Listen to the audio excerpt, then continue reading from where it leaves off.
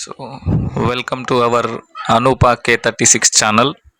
ఈరోజు కాంత్ రీసా గారు రచించిన ఆత్మదర్శనం అనే బుక్ గురించి, అందులోని మొదటి చాప్టర్ గురించి తెలుసుకుందాం. సో ముందుగా ఈ బుక్ పేరు ఆత్మదర్శనం కాబట్టి ఆత్మ అంటే ఏమిటో చెప్పే ప్రయత్నం చేశారు రీసా గారు. సో మొదటి అల ప్రతి యూనిట్కి the first tide, second tide అని టైడ్స్తో పోల్చారు. సో ఈ దర్శనం పుస్తకంలోని ఫస్ట్ అల గురించి అందులోని ఆత్మ గురించి తెలుసుకుందాం. సో ఆత్మ అంటే ఏమిటి? ముందు బుక్ టైటిల్ పేరే ఆత్మదర్శనం కాబట్టి ఆత్మ అంటే ఏమిటి? సో దేని క్వాలిటీ అయితే ఎప్పటికీ మారదో, అది ఏదైనా సరే అది ఆత్మ అని రీసా గారు మొదటి అలలో చెప్పారు. దేని క్వాలిటీ అయితే ఎప్పటికీ మారదో అది ఏదైనా సరే అది ఆత్మ అని ఆత్మ గురించి మొదటి స్టేట్మెంట్ ఇచ్చారు. ఒక చిన్న ఎగ్జాంపుల్తో దీన్ని వివరించే ప్రయత్నం చేశారు. సో మృతదేహానికి తర్వాత గాఢంగా నిద్రిస్తున్న దేహానికి రెండిటికి మధ్య తేడా ఏమిటి అంటే చిన్నపిల్లల్ని అడిగినా చెప్తారు సింపుల్గా శ్వాస అని. నిద్రిస్తున్న దేహం శ్వాసిస్తూ కదులుతూ ఉంటుంది, నిశ్చలంగా కదులుతూ ఉంటుంది, నిశ్చలంగా ఉన్నప్పటికీ కదులుతూ ఉంటుంది. But dead body it is stable, means static.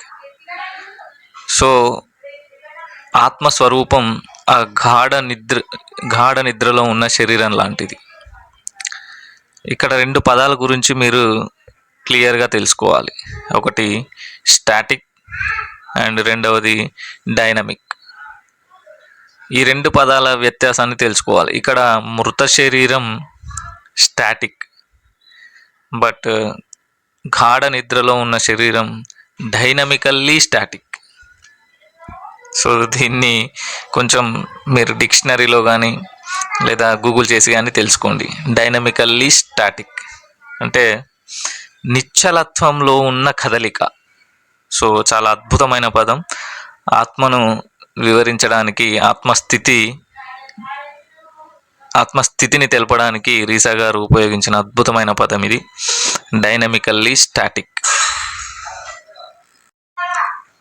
So ఈ విధంగా ఆత్మస్వరూపాన్ని తెలిపే డెఫినేషన్స్ ఇస్తూనే సో మిగతా మెడిటేషన్ సెంటర్లని ఒక చిన్న చలోక్తితో ఒక చిన్న పేరు పెట్టారు. సింప్లీ స్పిరిచువల్ బ్లఫ్ సెంటర్స్ అని అన్నారు ఒక మాట. సో అవన్నీ రిజిస్టర్డ్ రిప్యూటెడ్ ఎంటిటీస్ అని కూడా చెప్పారు. అంటే మనలో ఉన్న ఆత్మను అర్థం చేసుకోవడానికి గుంపు ధ్యానాలు, బిజినెస్లు, స్పిరిచువాలిటీ అనేది ఒక కాస్ట్లీ బిజినెస్ అయిపోయిందని చెప్పే ప్రయత్నంలో ఈ పదాలు వాడారు. చాలా అద్భుతం. ఒక్క మాటలో చెప్పదలుచుకున్న విషయాన్ని చెప్పారు, చాలా అద్భుతంగా వివరించారు. ఓకే, అయితే ఇదే విషయాన్ని చెప్తూ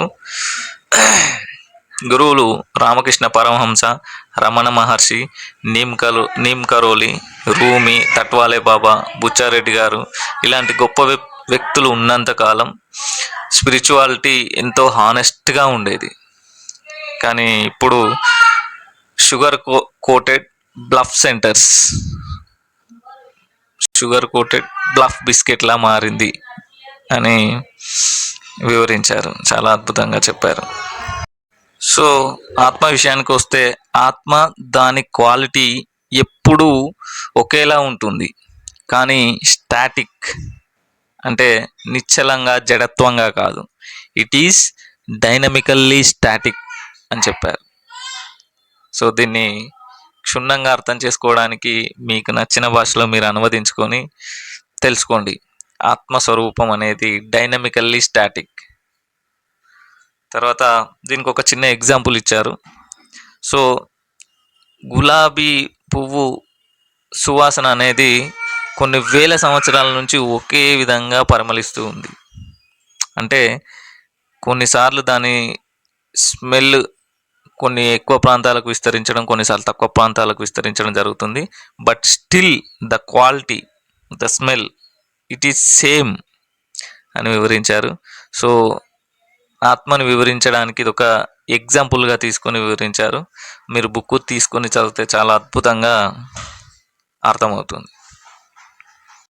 తర్వాత మన గొప్ప సైంటిస్ట్ E=mc² సృష్టికర్త ఆల్బర్ట్ ఐన్స్టీన్ తను ఇచ్చిన ఒక స్టేట్మెంట్ని రీసా గారు ఈ ఆత్మదర్శనం బుక్లో తెలిపారు.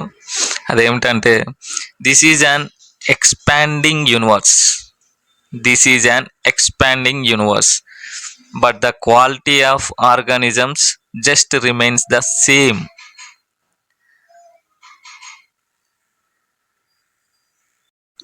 తర్వాత ఓషో అన్న స్టేట్మెంట్ని ఓషో చెప్పిన స్టేట్మెంట్ని ఈ బుక్లో చెప్పారు. అదేమిటంటే, ఈ ప్రపంచంలో జీవులన్నీ ఒక ఫిక్స్డ్ ప్రోగ్రామింగ్తో పుట్టాయి, ఒక్క మనిషి తప్ప అని అన్నాడు. దీని అర్థం ఏంటంటే, అన్ని ప్రాణులకు తెలుసు ఏం తినాలో, ఎలా బతకాలో, అవి ప్రకృతితో అనుసంధానమై ఉంటాయి, కానీ ఒక్క మనిషికే తెలియదు. అందుకే నిరంతరం ఈ జీవితంలోని సంఘర్షణల మధ్య నలిగిపోతూ ఉంటాడు. మరి మనిషి ఇంత ఎవాల్వ్ అవుతున్నా ఎందుకు తన ఆత్మస్వరూపాన్ని గుర్తించాలనుకోడు? అంటే సింపుల్గా ఒకటే రీజన్, తేలిగ్గా బతకాలనుకోక చాలా గొప్పగా బతకాలనుకోవడం వల్ల తన అసలైన స్వరూపాన్ని తెలుసుకోలేకపోతున్నాడు. ఎంత అద్భుతమైన స్టేట్మెంట్! తేలిగ్గా బతకాలనుకోక గొప్పగా బతకాలని ప్రపంచం మాయలో పడి కన్ఫ్యూజ్ అవుతున్నాడు. సో ఈ మొదటి అలలో ఫైనల్గా ఇచ్చిన స్టేట్మెంట్ ఏమిటంటే, ఆత్మదర్శనం అంటే ఎన్నటికీ చెక్కు చెదరని ప్రశాంతత, ఆనందం, అవేర్నెస్, ఎప్పటికీ ఆగని ఒక ప్రవాహాన్ని నీలో నీవే గుర్తించే ఒక ఆర్ట్. దాన్ని ఎప్పుడైతే నువ్వు గుర్తిస్తావో అప్పుడు నీకు నీ ఆత్మదర్శనం కలిగి ప్రదర్శనలన్నీ ముగిసిపోతాయి, సంఘర్షణలన్నీ నిలిచిపోతాయి. సో చాలా అద్భుతంగా ఈ మొదటి అలలోనే ఒక ఆత్మదర్శనం యొక్క సారాన్ని అద్భుతంగా వివరించారు.